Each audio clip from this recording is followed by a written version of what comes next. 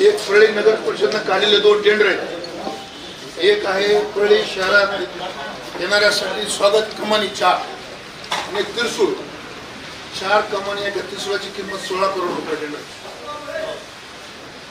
दुसरं टेंडर आहे आपला मेरुगिरी पर्वत,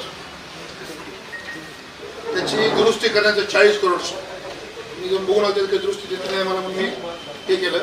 हे 2 टेंडर सध्या परळी नगर परिषद लाईव्ह चालू आहेत आणि या 2 टेंडरमध्ये कुणीही पार्टिसिपेट करू शकत नाही बाहेरची. म्हणून मी काल 13 तारखेला कोर्टात याचिका दाखल करून ते टेंडर फक्त दीक्षित नावाचा ते चपराशी आहे, त्याची नेमणूक चपराशी म्हणून केलेली आहे, पण तो टेंडर क्लर्क आहे, फक्त ते एकटाच भरू शकतो. महाराष्ट्रामध्ये फक्त एका टेंडर भरता येते दीक्षित टेंडर चपराशाला. बाकी कुठल्या जगातल्या कुठल्या जरी कंपन्या असल्या म्हणजे अंबानी अडाणी सुद्धा भरू शकत नाही देशात भरले तरी. तर आम्ही त्यासाठी कोर्टात गेलो आणि कोर्टात जाऊन आम्ही सांगितले की आम्हाला हे टेंडर लोड होतंय, म्हणजे डाउनलोड होतंय आणि ते सबमिट होत नाही, असा प्रॉब्लेम नगरपालिकेने करून ठेवलाय. आणि आश्चर्याची बाब की 16 कोटी रुपयाच्या 4 कमानी त्रिसूळ कोणत्या अशा कमानी झाल्या त्या होत्या त्यास आपण बघू. आणि 40 करोडचं त्या पर्वताचं काम आहे, दुरुस्तीचं, देखभाल दुरुस्तीचं. हे सर्व कामं आहेत ते तीर्थका क्षेत्रातले. माझे 286 कोटी रुपये आहेत ते तीर्थका क्षेत्रात. त्या 286 कोटीमध्ये 60 करोडच्या अशी परिस्थिती आहे. बाकीची कशी काय झाली आता काय आम्ही बघितलं नाही. पण हे 2 टेंडर आम्ही सबमिशन करून घेऊन भरायचा प्रयत्न केला, पण ते काही सबमिशन होत नाही. त्यासाठी आम्ही हायकोर्टात रिट पिटिशन केली, त्याची तारीख सुनावणी 18 तारखेला आहे.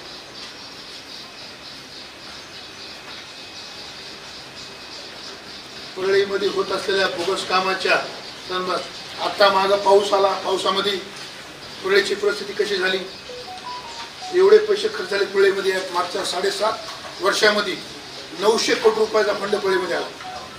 तीर्थका क्षेत्र असेल, सुवर्ण महोत्सव असेल, दलित वस्ती, घरकुल, टॉयलेट, बाथरूम, सर्व कामांचे, अंडरग्राऊंड ड्रेनेज, नाल्याचे प्रकार 2 आहेत परळीमध्ये, एक अंडरग्राऊंड नाले आणि एक वरून नाले. आणि रस्त्याचे प्रकार तर किती तर परळीमध्ये नालीवरून रोड खाली. महाराष्ट्रामध्ये कुठे अशी इंजिनिअरिंग नाही एवढी परफेक्ट, नाल्यावरून रोड खाली पाणी असतं. हे असे झाले आहे की माझा एक अंदाज आहे की परळीच्या नगरपालिकेमध्ये मागच्या 7.5 वर्षात 900 कोटी रुपयापैकी 450 कोटी रुपये बोगस कामाने बिल उचलून घेतले. त्यासाठी मी लवकरच मुंबईच्या उच्च न्यायालयामध्ये जनहित याचिका दाखल करतो.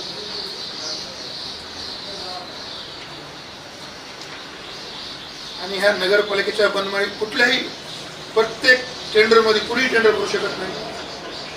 कंडिशन, अटी, जाती आणि त्याच्यात जर कुणी प्रस्तुत असलं तर त्याचं टेंडर सबमिशन न होऊ देणं, त्याची सर्वस्वी जिम्मेदारी दीक्षित साहेबांवर आहे नगरपालिकेची. याची सेवक म्हणून भरती झालेली. आज रनिंग 2 कामं चालू आहेत. एकाची तारीख 13 तारीख होती शेवटची, ते सबमिट आम्ही टेंडर. दुसरी तारीख 18 तारीख 40 कोटीच्या टेंडरची. तर तुम्ही कुणीही टेंडर घेऊन भरून दाखवा, कुठली अदानी जरी कंपनी आणली तरी ती सबमिशन होत नाही. मी 5 ठिकाणाहून सबमिशन करायचा प्रयत्न करतो, 5 ठिकाणाहून, नागपूर, मुंबई, परळी, औरंगाबाद, 5 ठिकाणून मी टेंडर भरतोय, पण सबमिशन होत नाही. मी स्वतः 5 ठिकाणून टेंडर भरलो. उद्याची 18 एकाची 40 कोटीच्या टेंडरची तारीख उद्या 18 आहे शेवट, आणि 16 कोटीच्या टेंडर तारीख संपली. वेबसाईट बंद, त्यासाठी वेबसाईट बंद. टेंडर कुठलेही सबमिशन होऊ शकत नाही महाराष्ट्रात. फक्त दीक्षित नावाचा माणूसच तिथं जाऊन सबमिशन करून घेऊ शकतो. यासाठी ह्या परळीतला आता तरी इलेक्शनच्या काळात भ्रष्टाचार करून जनतेला सगळं मिळावं, चांगले काम व्हावं, कमीत कमी 3 महिने तरी.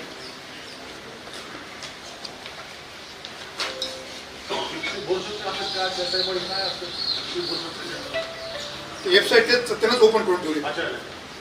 तुमच्या पेपरची वेबसाईट तुम्हीच ओपन करून ठेवणार. तुम्ही जर केलं तर आम्हाला दिली तर भरणार, तुम्ही ते बंद करून तर भरू शकणार नाही. पहिलं कारण हे आहे की सध्या रनिंगचे 2 टेंडर त्याच्याबद्दल जास्त बोलणार नाही. आणि मागच्या ह्याच्यात मी जनित याचिका दाखल करणार आहे. आणि दुसरं, परळीमध्ये इलेक्शन लढण्याचा विषय जे आहे माझा, ते आता लोक म्हणतात तुम्ही असं का काढायचं आहे? 100% मी राष्ट्रवादी काँग्रेस पार्टी पक्षाला सगळ्यांच्या मी उमेदवारी मागितलेली आणि फॉर्म पण भरलेला आहे. त्याची पण कॉर्मेंट सोबत दिली ती माणसाला सोबत खालच्या बाजूला पक्षाकडे लिगली डीडी भरून मी मागणी केली. मागच्या 3 महिन्यामध्ये माझ्या झालेल्या भेटी, झालेल्या चर्चा, घडामोडी त्या संदर्भात मला खात्री की पवार साहेब परळीची उमेदवारी मलाच देतील. कधी देतील, केव्हा देतील त्यांच्या मनात कोणाला सांगता येणार नाही. पण लवकरच माझा प्रवेश होऊन मी परळी मतदारसंघाचा दौरा सुरू करतो. परळी मतदारसंघातल्या प्रत्येक गावामध्ये मी भेट इलेक्शनच्या अगोदर, जसं मी तुम्हाला पत्र घेऊन सांगितलं तुम्ही सर्वांच्या भेटी घेणार, मी सर्वांच्या भेटी घेतल्या. आता मी मतदारसंघातल्या प्रत्येक गावात दौरा सुरू करतो. प्रवेशाची तारीख काही ठरली? प्रवेशाची तारीख 25 तारखेच्या आत व्हायला पाहिजे असं या महिन्यामध्ये, सप्टेंबर 25. सप्टेंबर महिन्यामध्ये प्रवेशाची तारीख. मुंबईमध्ये प्रवेश करणार आहेत की?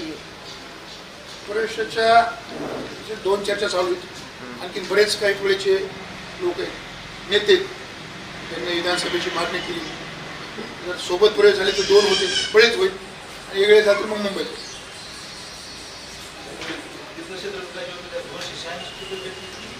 40 कोटीचं हे टेंडर आहे. बाकीचे सगळे झाले त्यांचं, एवढंच राहिलं आमच्या, एवढंच लागलं. 286 मध्ये एवढंच हाती लागले आमचे, ते 2 बाकी गेले. अरे सगळे एस्टिमेट टेंडर झाले, पुजू झाले. ते टेंडर जे तिरचिका क्षेत्रातले 286 कोटीपैकीच आहेत. शेवटचा टप्पा सगळे झाले, सर्व टेंडर झाले, सगळे ऑर्डर झाल्या, सर्व मिळाले. बिल पण झालेलं आहे तुम्हाला तेव्हा दिलेलं. बीड जिल्ह्यामध्ये बोगस पीक विम्याचं रॅकेट आहे, तुम्हाला माहित असेल.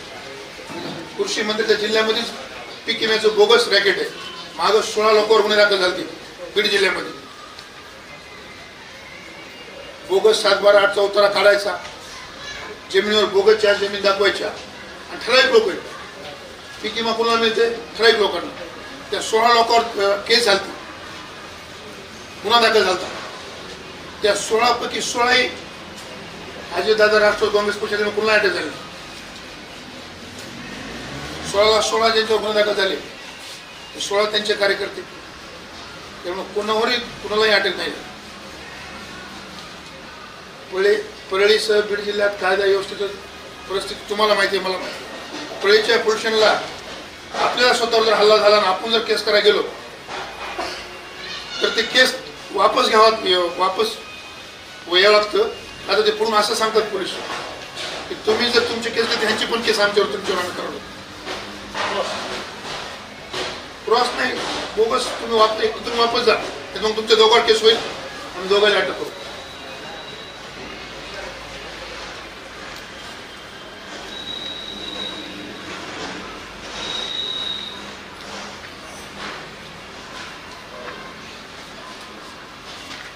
परळीचं नगरपालिकेचे काम चांगले झाले पाहिजे.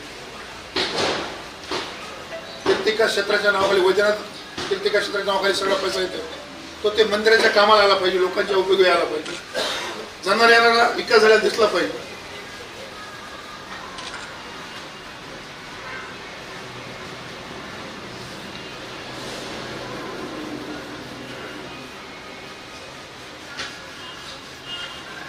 परळीमध्ये ठराविक लोकांनाच काम दिलं, कुणालाच मिळून देत नाही. परळीमध्ये एक इलेक्ट्रिकलचं काम होतं पाटील. परळी शहरात पदवी लावायची,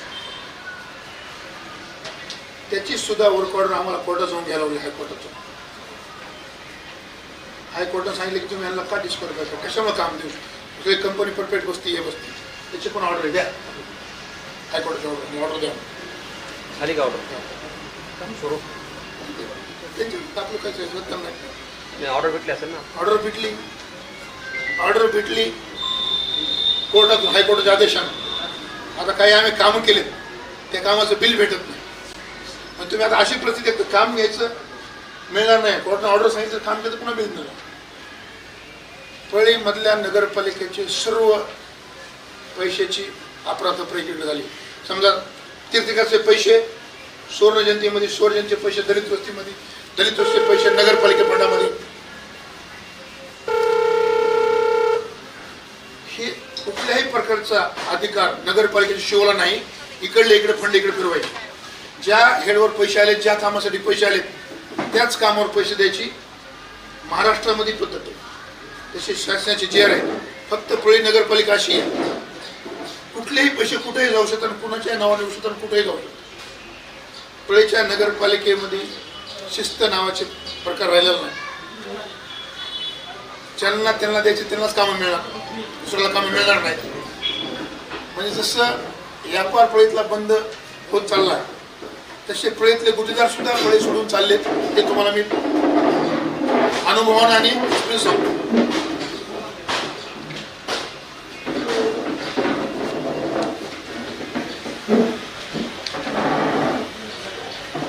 हायकोर्टची ऑर्डर दिली,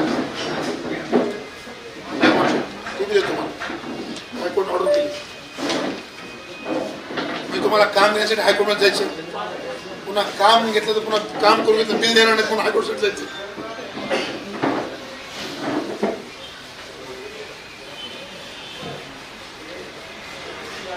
आणि एवढं इंटरफेअर म्हणजे कुठलंही डिपार्टमेंट नाही बीड जिल्ह्यात, परळी तालुक्यात, तिथं त्यांचा इंटरफेअर. कुठेही कुठेचाही माणूस काम करू शकत नाही. कुठलं MSCB असू द्या, इरिगेशन असू द्या, नगरपालिका, PWD, तुमचे आता DPTC. आता DPTC तर सगळा खेळच मांडला. घेऊन जाण बिल, पैसे घेऊन येऊन, कागद घेऊन जाण 20 लाख बिल पेपर तुला. DPTCचा खेळ मांडला. 75% जिल्ह्याचा DPTC परळीमध्ये आहे जिल्ह्याचा. एकूण आलेल्या DPTC पेक्षा 75% DPTC परळी मतदारसंघात. काम न करता बिल उचलण्याचं प्रोजेक्ट चालू झालं DPTC. 300 कोटी आहेत तर 225 कुणाला आहेत परळी मतदारसंघात. आणि 25 कोटीमध्ये ते 75 कोटीमध्ये सगळे जिल्हे मतदारसंघ आहेत.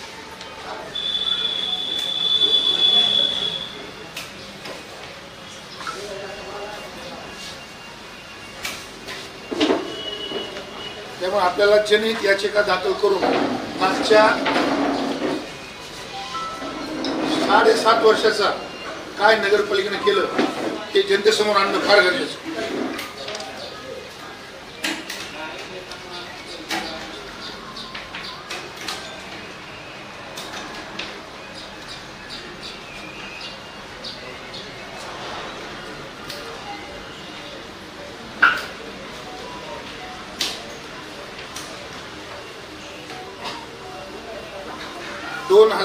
मध्ये एजी कंस्ट्रक्शनला काम दिलं. एजी कंस्ट्रक्शन केंद्र शासनाच्या त्यामध्ये बॅकलिस्टला कंपनी त्यांना काम देण्याचं पाहिजे. मोठे 97 कोटी असेल.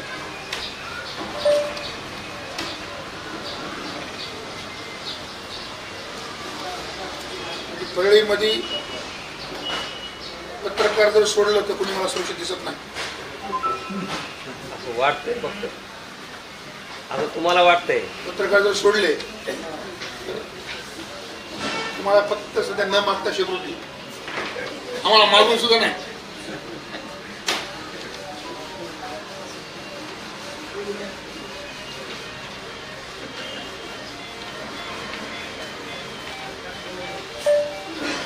महत्वाचं आहे पीक विम्याचं रॅकेट फार महत्वाचं आहे.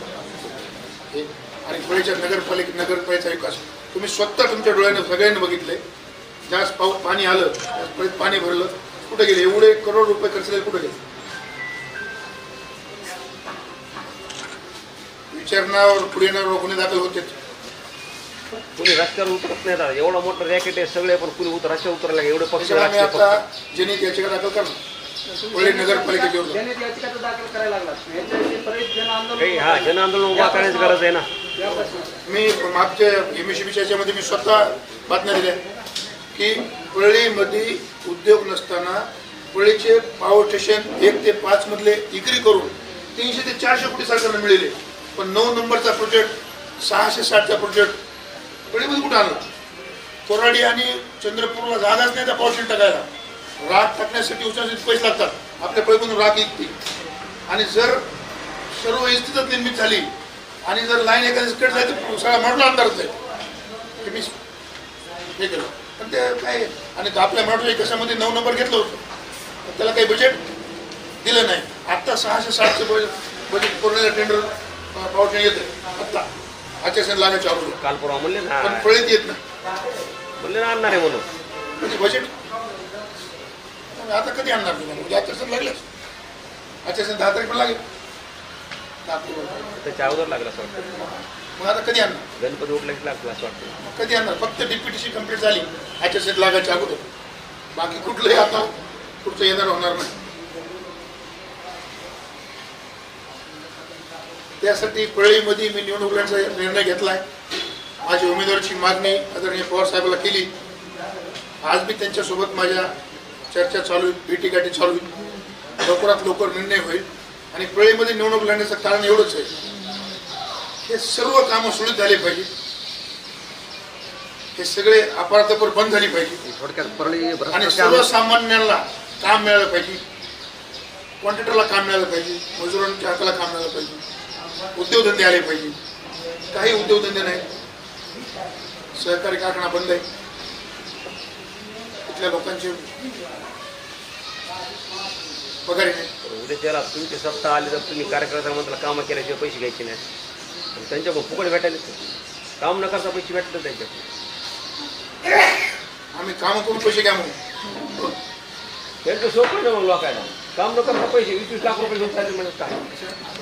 आम्ही मतदारसंघात परळीमध्ये उभा टाकलो म्हणजे गंगा जमुना सरस्वती आणणार नाही. जे काय आहे परळीत आलेलं येणारं हे सुरळीत चाललं पाहिजे. सर्वांच्या विचारानं सर्वांच्या हाताला काम मिळालं पाहिजे. सर्व लोक परळीमध्ये काय म्हणते उपजीविका सगळ्याची मागली पाहिजे ना. जनजीवन जर सुरळीत चाललं तर ठीक आहे, नाहीतर काय तुम्ही एकच माणूस 10च लोक जर एका डिपार्टमेंटमध्ये मोठे होत गेले, बाकीच्या 9 लोकांनी काय करायचं? आणि सगळ्या नंबर 2च्या धंद्यावर ताबेत राख असेल, वाळू असेल, सगळे कुणाचंही दुसऱ्याचं नाही. जिकडं तिकडं माणसं नेमलेले, तांदूळ गव्हासाठी वेगळे, रीतीसाठी वेगळे, राखासाठी वेगळे, डीपी शोधण्यासाठी वेगळे, नगरपालिकेसाठी वेगळे. प्रत्येक ठिकाणी जसे शासकीय नेमणुकीचा संजय गांधी फॉर्म भरून घेणे तसं यांच्या पैसे खाण्यासाठी सगळ्या यंत्रणा तिथे लावून काढल्यात. सच्चे 5-6 माणसं सगळीकडे.